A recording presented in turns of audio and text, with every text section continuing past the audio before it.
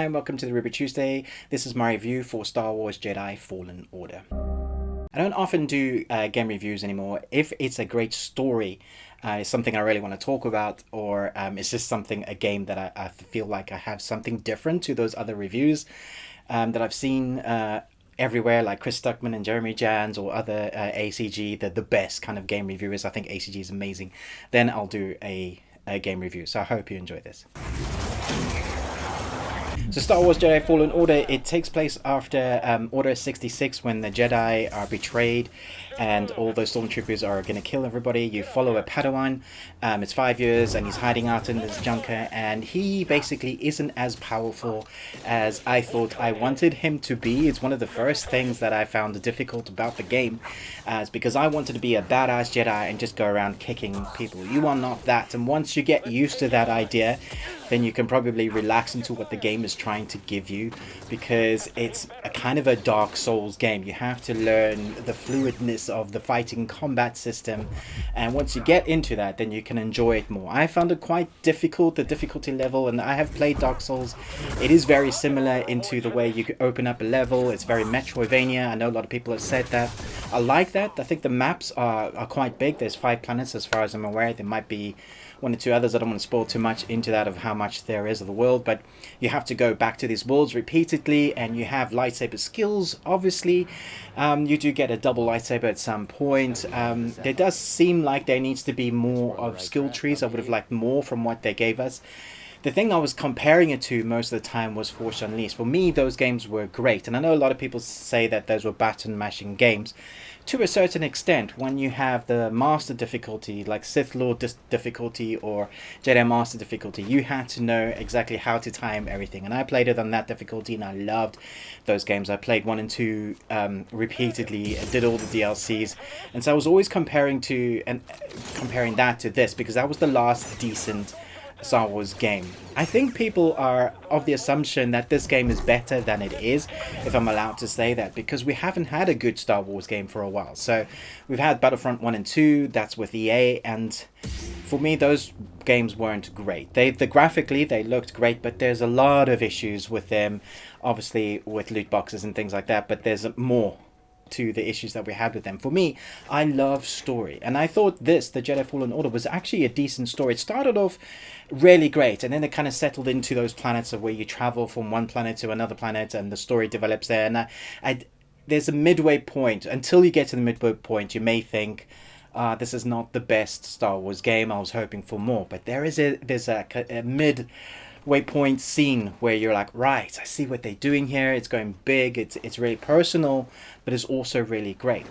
Unfortunately, I did have a lot of issues. I'm playing on the Xbox One S, so it's not the latest. It's not an Xbox One X, but it's also not the original Xbox. And I had graphics render a lot of the time, so I guess that's the system that I'm playing on.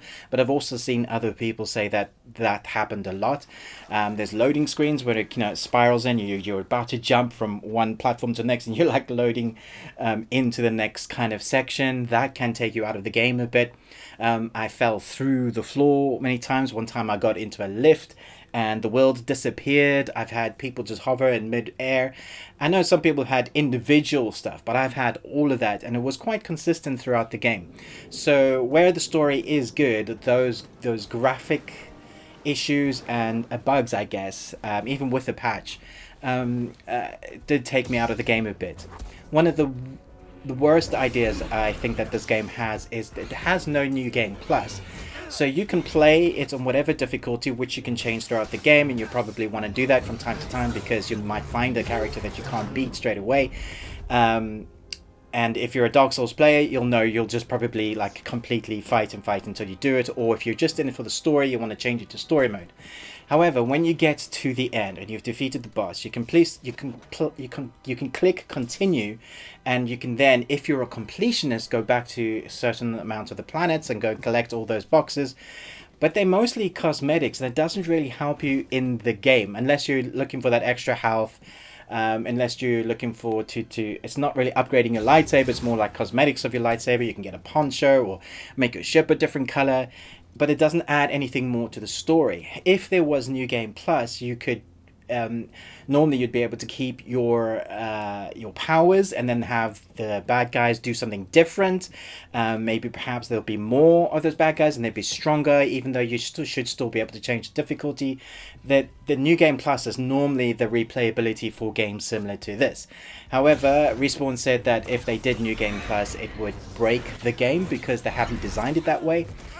I think that was a missed opportunity. I also would have liked to have seen maybe a different character playable.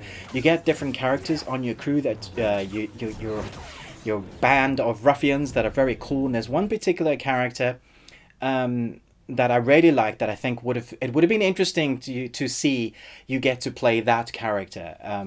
And I think it could have worked with their powers and what they can do would have been different.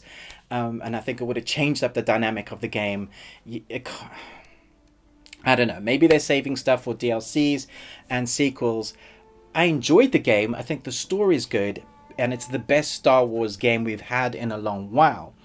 But I don't think it's a brilliant game. I feel like it picks bits up from other games. So you've got Uncharted and Tomb Raider there running. You've got Dark Souls there.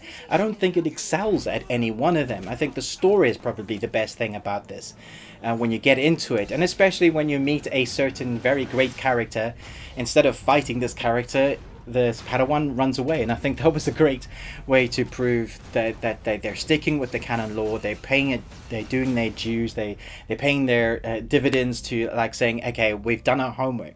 So when it comes to Star Wars, I think it's great, but I don't think it excels at any one of those points. I think it's bits of those games, and I would have liked to seen a little bit more. I am going to actually play it again, so because I want to get my 60 quid's worth out of the game. I'm going to play it on a harder difficulty and see how long it takes me to complete it, and maybe I'll enjoy it more the second time through. I'm not a completionist where I want to go and collect everything normally. It has to be an amazing game for me to want to do that. So I don't know what replayability there is for this game if there's no New Game Plus.